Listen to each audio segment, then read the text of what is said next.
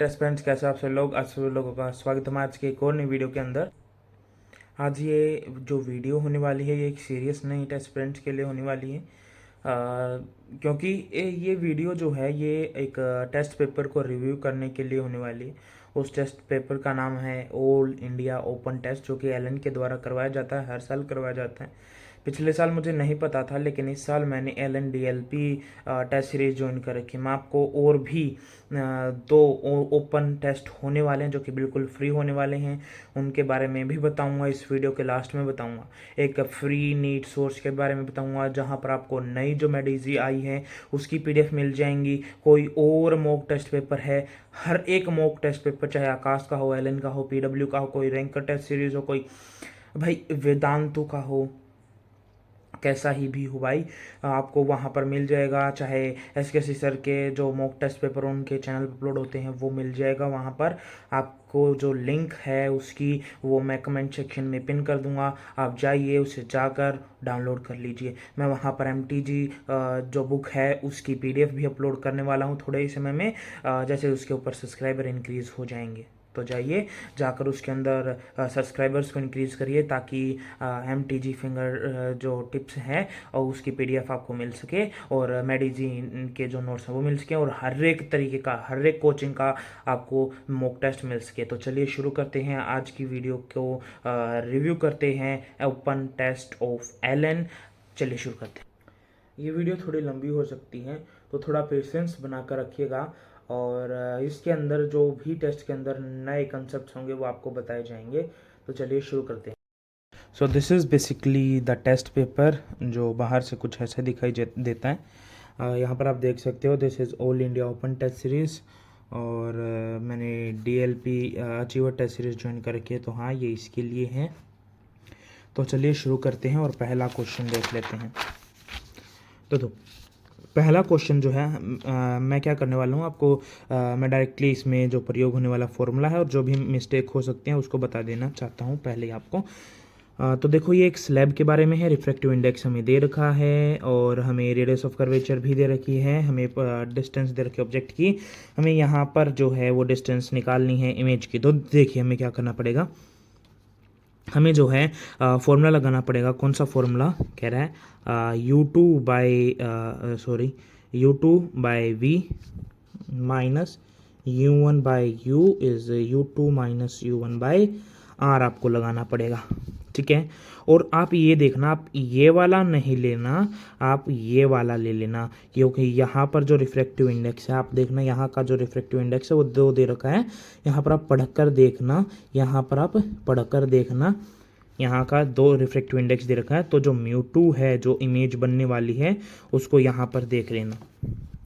Then this is second question.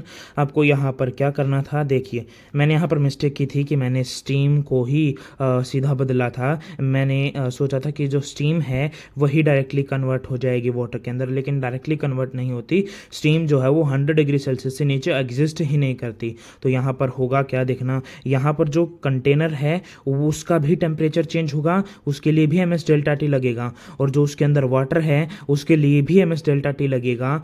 इन दोनों को, जो MS डेल्टा T कंटेनर का है, कैलोरीमीटर का, और जो MS डेल्टा T वाटर का है, उसको इक्वल रखना है। किसके बराबर रखना है, कह रहा है टोटल 400 ग्राम मास था, और फिर 425 ग्राम मास हो गया। तो ये 25 ग्राम मास जो है एक्स्ट्रा हो गया। तो ये 25 ग्राम कहाँ से आया, वहाँ से आया जो हम स्टीम 100 डिग्री सेल्सियस पर दे रहे थे।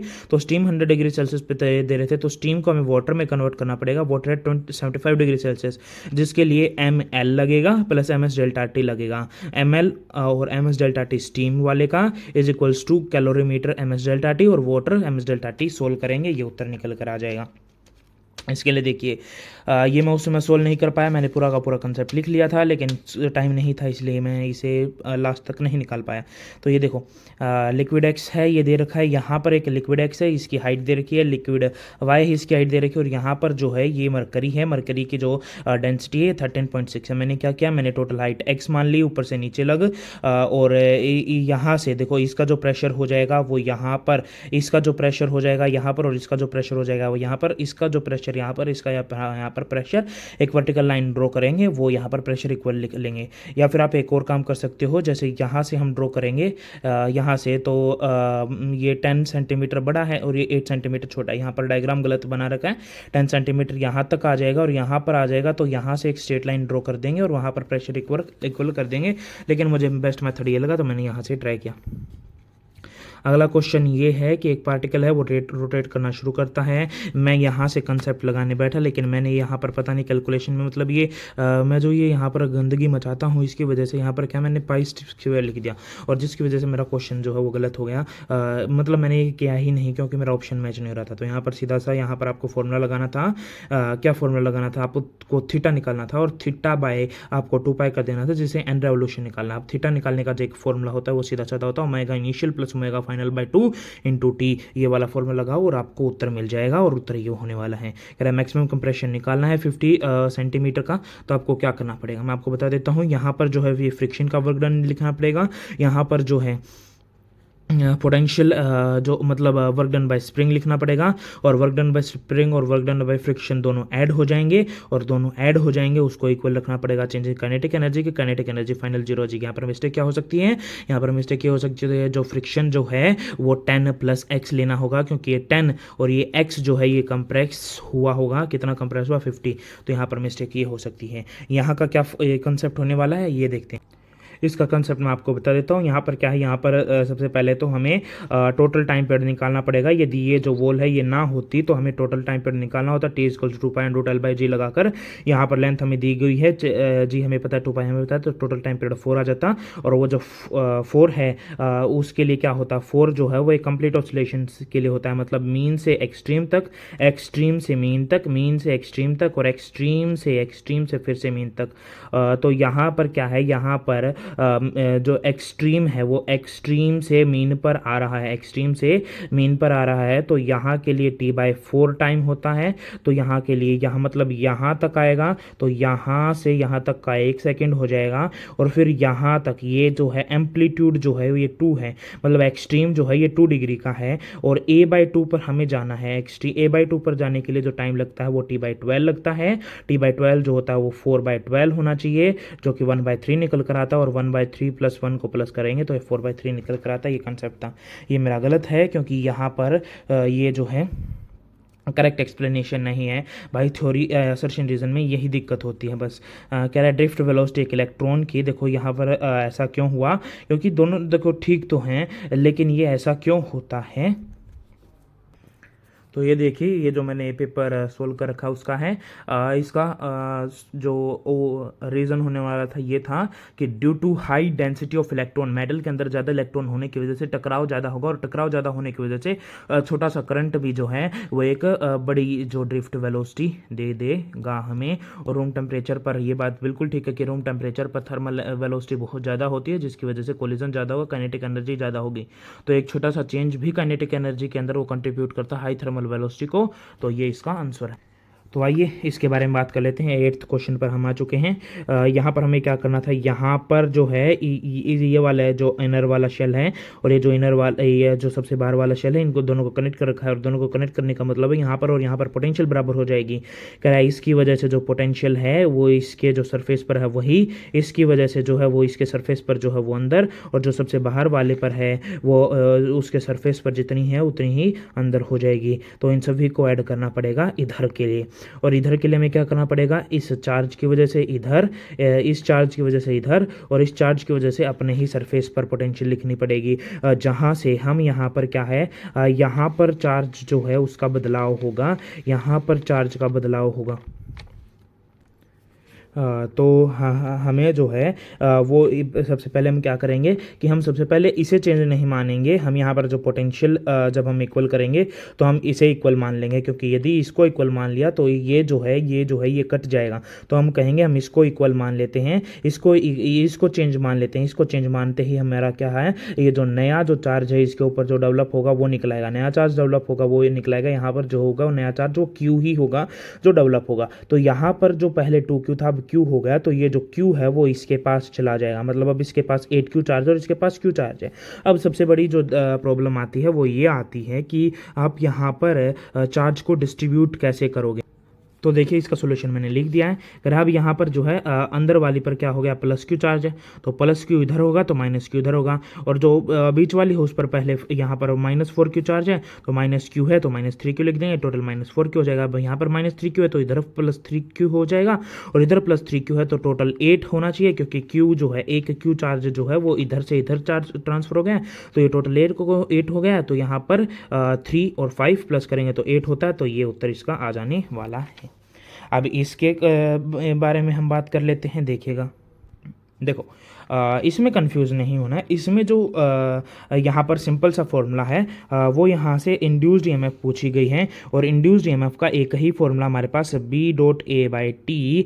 वैसे आपको यहाँ पर जो है ये flux upon change in flux upon change in time होता है, फ्लक्स B.A/T हम कर लेते हैं एक सिंपल कैलकुलेशन के लिए। तो यहाँ पर ये और जो n है उससे भी मल्टीप्लाई करेंगे। अब इससे क्यों किया वो हम देखेंगे, हम आपको बताएंगे, क्योंकि इंड्यूस्ड जो ईएमएफ हो रही है वो कोयल के अंदर हो रही है, और कोयल के जो है वो कितने टर्न्स है, 100 टर्न्स है, तो यहाँ पर 100 से मल्टीप्लाई करना पड़ेगा। यहाँ पर जो मैग्नेटिक फील्ड आ रही है वो सोलेनोइड की वजह से आ रही है, जो कि न्यू नोट NI होता है। आई हमें दे रखा है, एन हमें वहाँ हमारे पास है, और जो न्यू नोट है वो 4.2 × 10⁻⁷ होती है, और जो टाइम हमारे पास यहाँ पर 0.05 दे रखा, सारे वैल्यू है यहाँ पर गिवन। जैसे ही पुट करेंगे ये उत्तर निकल कर आ जाएगा। For the purpose of calculation of moment of inertia, body of mass जो है उसे सेंटर ऑफ मास पर अज्यूम नहीं किया जा सकता, क्योंकि यदि सेंटर ऑफ मास पर ही अज्यूम कर लिया तो भाई मान लो एक रोड है, और रोड का जो सेंटर ऑफ मास से यदि एक्सिस पास करेंगे तो वहाँ पर ml²/12 नहीं आना चाहिए, फिर तो 0 आना चाहिए, तो ये बात गलत हो गई। यहाँ पर moment of inertia rigid body का एक एक्सिस के अबाउट जो सेंटर ऑफ मास से पास करे वो 0, वही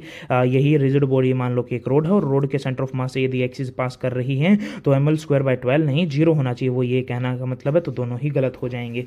यहाँ पर देखिएगा 11th क्वेश्चन पर एक प्लेन प्रोग्रेसिव वेव है, और उसकी जो कह रहे हैं जो पार्टिकल की जो स्पीड है वो हमेशा कम होनी चाहिए स्पीड ऑफ वेव से।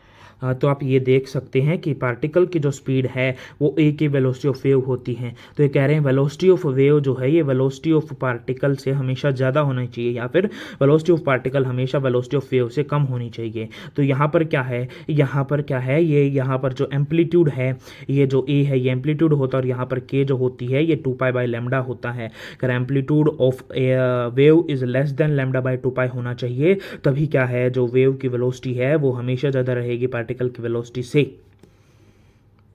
अब इसे हम देख लेते हैं।